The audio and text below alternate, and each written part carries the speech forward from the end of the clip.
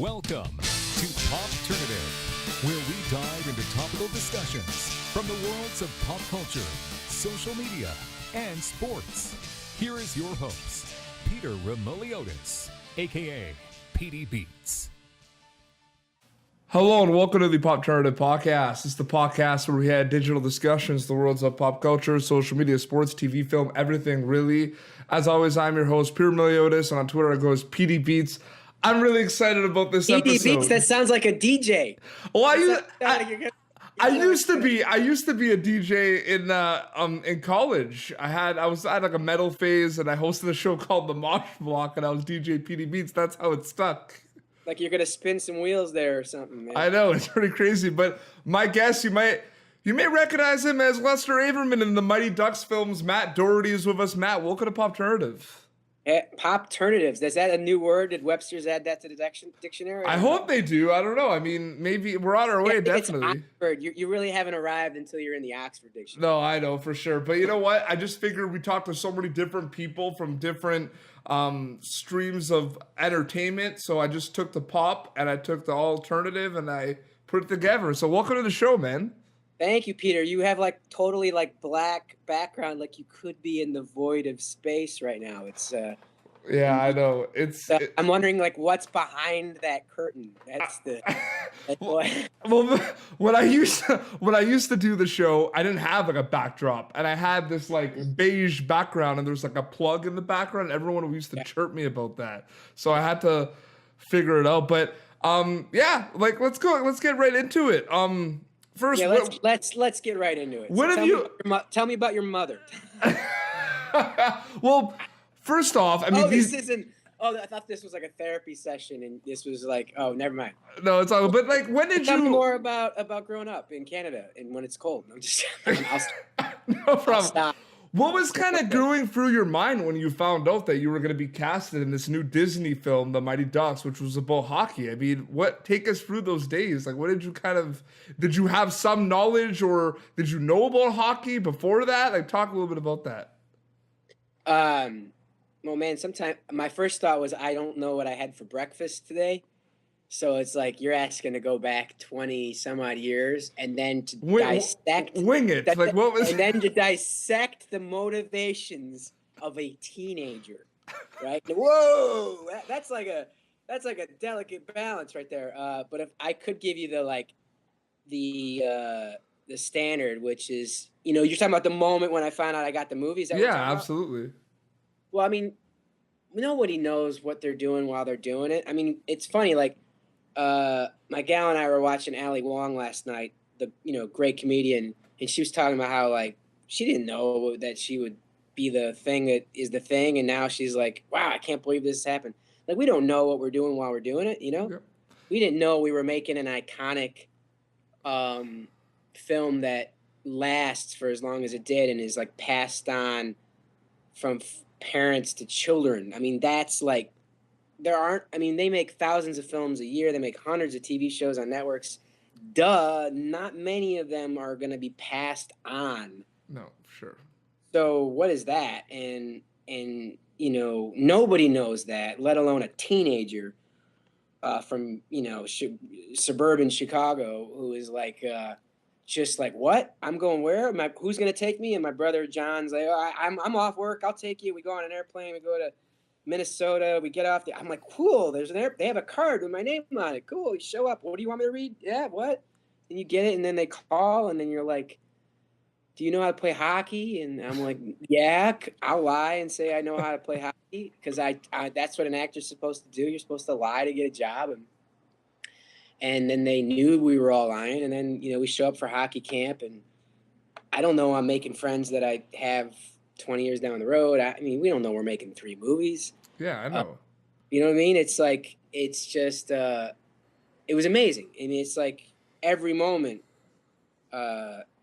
is amazing. And when we get together to do, appearances as the guys and sometimes the gals, and together we remember, like, 'cause how it is, like when you go back, you remember things and then somebody else remembers things and you're like, wow, man, this is a ridiculous experience. You know? And they named a national hockey league team was literally named after you, like your team.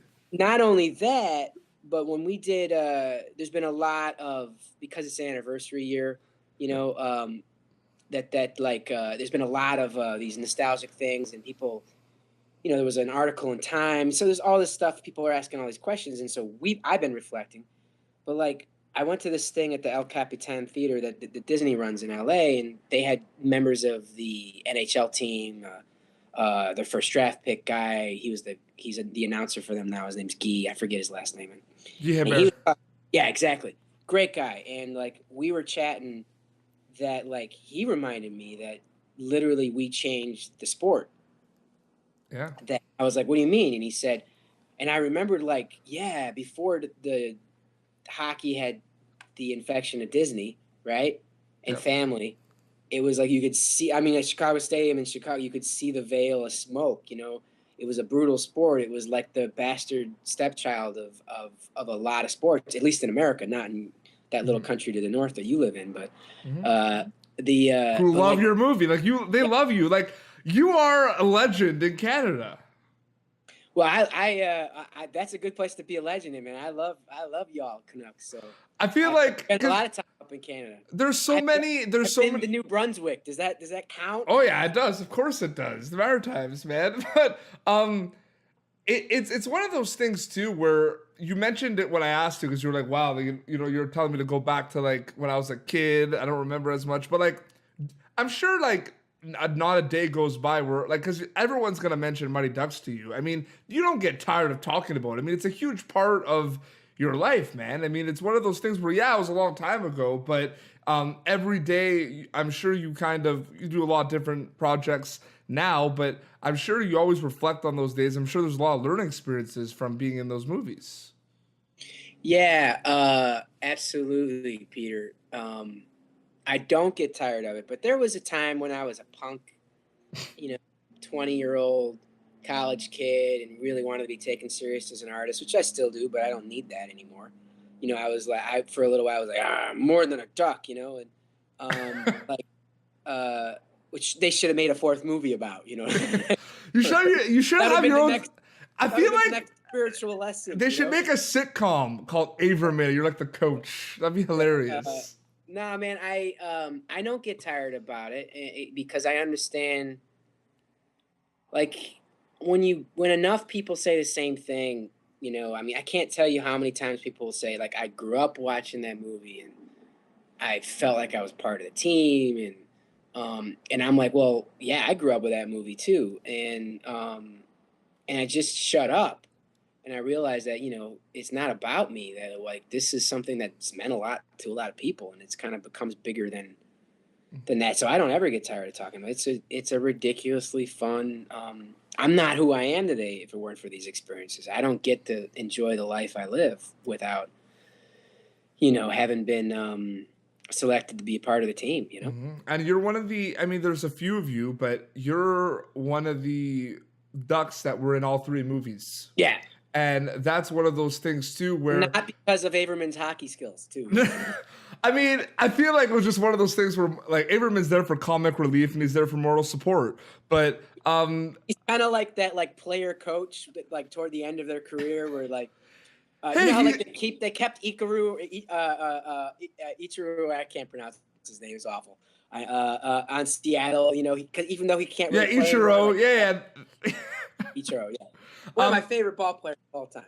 No, absolutely. And it's one of those things too where talk a little bit about the transformation of, you're Matt Doherty, you're going in, you're playing Averman, this goofy comedy guy. What was that like? Was there a lot of improvisation? Like was the swing, like the wax on, wax off, was that improvisation or was that scripted?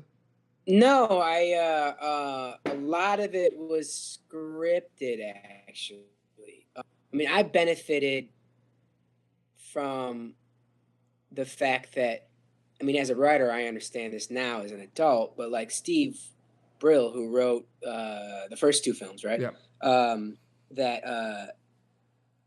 He was really living in Averman. You know what I mean? Like that was kind of like him. And so at least he admitted that like down the road. So I got to kind of just access and be that, you know what I mean? And Oh, absolutely. so I got to be the beneficiary of ridiculously funny lines. So you don't, when something's funny, you can kill the funny by trying to make it more funny. Yeah. So, I mean, and you can clever something to death. And so my job was just to kind of do what was there, you know what I mean? And Oh, absolutely. but we did do a lot of improv. I mean, that's the funny thing. I mean, we all learned improv. Like I remember like Keenan, who's now, on Saturday Night Live, right? Yeah. We were all doing improv during school. We try to like sneak out of school, and Lois, our school teacher, would because she was an improv teacher, and talk about being a beneficiary, right? I get to experience today things I learned on set from our teacher, and we all did. Like that's where we all learned improv games, and and I'd be on set and I'd be like reading a book, and then Jeff Nordling on Ducks 3 is a great stage actor, and he runs a classical theater company. He's more than just on Desperate Housewives. He actually is a huge member of his community. He was also on Big Little Lies at HBO, which was one of the best shows of the year. And he's a wonderful classical theater actor, and and is devoted to the community and his family and all that. But he saw me like reading some, and he would like get me to read more plays, and so that's what I mean, man. These experiences shape me into who I am today. Yeah, you mentioned read this play, or you should read about this filmmaker, blah blah blah. You mentioned you're a writer. What kind of things have you been kind of working on? Post Mighty Ducks, and what is kind of like the go-to Matt Doherty project? Like, what are kind of some of the films and mediums of entertainment that you enjoy? Well, I do some work for hire stuff, which is often uncredited for a reason. You kind of get brought in and do things, which I love because I love it. It's kind of like being a plumber. You get in, you do some work, and then you let it go, and you kind of get a reputation for doing certain things well in a timely fashion. So I do a lot of that, and that takes years to develop that skill, and to get like doctors take years to like, you wouldn't ask a doctor to go, yeah, hey, I think I know how to open you up. No, you gotta like, it takes a long time to be a doctor, and so I do a lot of that work, and a lot of that stuff I can't really talk about because for sure. And then I have obviously my own projects, and I tend to gravitate toward independent, wacky, and dark projects that take a little longer to develop, but are more benefit, besides just being like a mobster Marvel superhero reboot. So but I would totally do monster. I'm such an old whore. So I do that stuff, and I write for stage, and I write with a couple partners, and so that's kind of the stuff I do. For sure. And go back to the Mighty Ducks. I mean, you got to bring out the props right now. There's hockey cards, there's bobbleheads, there's so many Averman. Yeah, I have one of these. I just showed Peter this before we started. I have my own bobblehead. This came as a result of the Potomac Nationals, who are, and then I got these, which are my own cards, which is ridiculous. You have your own hockey card. I have my own hockey cards. Yeah. I save a couple of things, and I put them on the shelf, and it's ridiculous. Social media has kind of allowed, though, that the Mighty Ducks to kind of live on. I mean, how many times are there kind of gifs and memes? I'm sorry, this is Averman listening, huh? How many times do you kind of, because I'm sure you're on social media in a certain amount of capacity, or like, scrolling through Instagram, and like all the time, there's always in pop culture Mighty Ducks references or memes or gifs. Like, you can't escape them. Especially me with like my hockey community, there's so many of them. I think it's great. I just let my friends filter that stuff. I mean, because I'll if somebody sends me something on a text or something, I'll look at it. But like I And I think it's awesome, but like I kind of like a little old fashioned, man. I only have so much like brain power every day, and Yeah. I try to like that Steve Jobs thing where he wears a black T-shirt like all the time, like in order to like limit his decision making. And I don't I'll spend a lot of time on that stuff, and I don't Instagram everything I do. I try to actually change the world through art. So Hmm. I know that sounds ridiculous, but No, and then it's true. treat my neighbors right, and like say hello to my friends, and be present with my girlfriend, and call my family when they're there. And when you've had like huge success in this industry and then no success, and like no one wants to call your number, you kind of realize what's really important. Yeah, no, for sure. Absolutely. Were there kind of some experiences throughout your career, doesn't even just have to be with Mighty Ducks, that are like memorable, like some of the coolest things that you kind of got to be a part of in your career, whether it was playing Averman in the Mighty Ducks or being a writer? Have there been kind of some events that have occurred that are like, wow, this is cool. This is like one of the coolest things I ever got to kind of do? Yeah, man. And what I mean, there's some obvious things like, working with Al Pacino on a play reading, meeting heroes, hearing Carl Malden eulogize Arthur Miller. I mean, I'm going to say a bunch of things that probably not a lot of people, they're like, who's Carl Malden? Who's Arthur Miller? We'll find out who they are. Like, being on set on a TV show on a guest star gig and finding out the director was the cinematographer on Jaws. I mean, yeah, all that stuff's great. Oh, I mean, and there's a list that goes on and on. And, but I'd say like if I could distill it all, would be putting discount stickers on a movie, a DVD that I was in, like working in a warehouse in Sweden as a day job when I wanted to leave Hollywood for a little while and just had to, have my own experience. And I'm working in a warehouse with immigrants from Afghanistan and a guy who was from Kurdistan, Iraq, who talked like a hip hopper, and me, this American guy, and I'm working in a warehouse like Vern and Shirley, right? And I'm literally putting stickers on a movie I was in. And that was one of those moments when I was like, yeah, I'm pretty experienced. Because I don't know many people who can say like they've had both of those things. That's interesting. And, was it Mighty Ducks or was it the Axe Murder? It was Mighty, I think it was Mighty Ducks. Was it Mighty Ducks? I think it was Mighty Ducks. But I think they called it something different over there. Okay, because there's because you were also with the Mike Myers Axe Murder movie as well. It might have been Axe Murder. Yeah. So, sure. Yeah, man. I mean, it's to me that was the moment. Absolutely. That was the moment, where, when I go and interact with peers and I realize that I have 30 years of experience. I was sitting down with Brandon, who I just adore, Brandon Adams from Ducks 1 and 2, and Sandlot as well.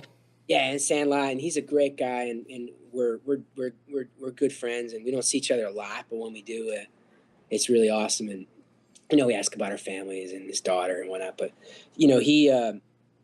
he's like, hey man, we're OG. he's like, you don't understand, like we're OG. And I'm like, you're right, we are. Like I'm, in the prime of my, you're of a certain age. We're asked to do a certain thing, and like I was like, man, I got 30 years of experience in this thing. Mm-hmm. That's ridiculous. No, I know it is. It is insane to think about that. And that warehouse story is interesting. That gave me straight. Oh, I know. That wasn't what you expected, right? I didn't expect that at all. These things, and I was like, let me just tell you the goods. Dude. Well, we have a lot of listeners that are like excited for this episode, so they're in for a treat. But I think we'll wrap up. But Matt, thank you so much for coming on the show. Oh man, anything else I can say? I mean, I don't know, man. I mean, you kind of.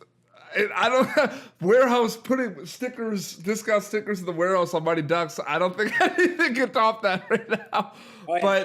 But But Because like, I was like, I need to like not be in Hollywood for a little while and feel what it's like to do something entirely different. well, I mean, okay, well, I do have another question, and it's more of like a serious question, but it's true, right? I mean, you were like a child actor. I mean, that is not the typical life. It's not. No, You it's know what I mean? It's not. And you hear a lot of people that have been gone through frustrating times and kind of look back because you're not living that normal life, right? You're in school, but you're on, you're on hockey cards, you're on cereal boxes, you have a call time you got to go to. So, I mean, it's one of those things where, and there's so many good shows right now with, child and teen actors in it. I mean, what is do you have any advice that you can kind of like bestow on these people, these kids that are like on really big Hollywood, like the Stranger Things kids, like they're just kids, you know what I mean?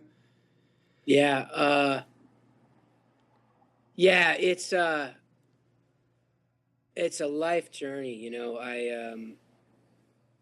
I think it creates, distorted perceptions of what success is. And, when you're growing up and, we were relating like how weird it was to feel like I wasn't during your formative years to feel like you're kind of split between two worlds, like there's my like high school world where I'm trying to do theater at school and be amongst my friends, but I'm feeling like an outsider. And then I'm amongst the Hollywood kids doing the thing and I feel like an outsider. So I understand why there's a stigma to it. And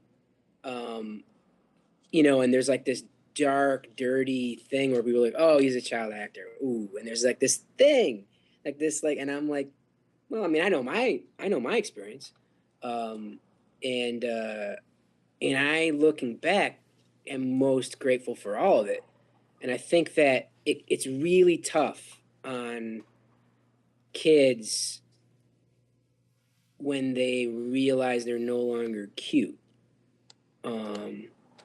And if you're like 17, 18, 19, 20 years old and you're used to a certain thing, and which is why I'm so grateful, like these old hand actors and these old stage people and who were like, this guy's an artist. This guy needs to go and study in school and like realize that this is a lifelong journey, and one of my dear friends growing up, and I did a bunch of commercials with Anna Klumsky, right? She had the same experience, Yeah. She was in these movies, went away, went to University of Chicago, was never going to act again, and then as an adult came back.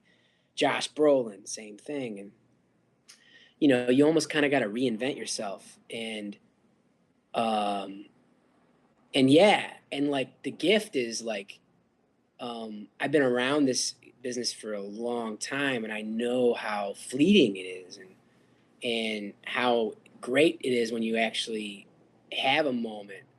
But of course we don't get that when we're kids. You don't understand it. So I'd say the best advice would be to take advantage of what the union, and there's so many things to help young kids as they realize, they do other things. And there's so many examples. Like there's been an example of like, it's not all like they go rob Blockbusters and disappear into the street, and yeah, it's quite an experience, and you're a good interviewer, man. You got right to it. So I appreciate that, dude. Thank you so much for coming on the show. Like I really appreciate it.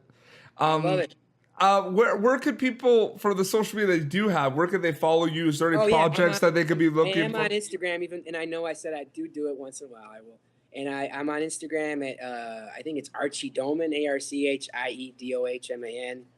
I'm going to be outside of Boston and at a appearance on September 9th we're doing a Ducks reunion, a whole bunch of us.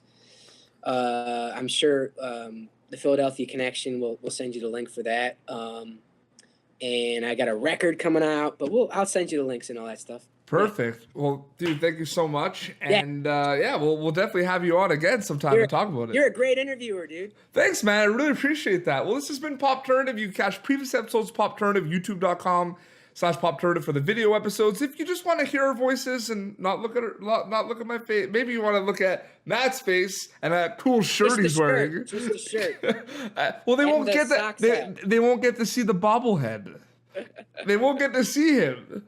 You could, so yeah, if you just want to listen, you could go to, iTunes, Spotify, Castbox, Overcast. We're everywhere. So listen to us there. Popternative.com for brand new content as well, besides just the podcast. Until next time, this is Matt Doherty and Petey Beats signing off. Thank you for tuning in to Popternative. Make sure to check out our past episodes of Popternative on YouTube. Be sure to like Popternative on Facebook and follow us on Twitter. This has been an Autograph Communications production.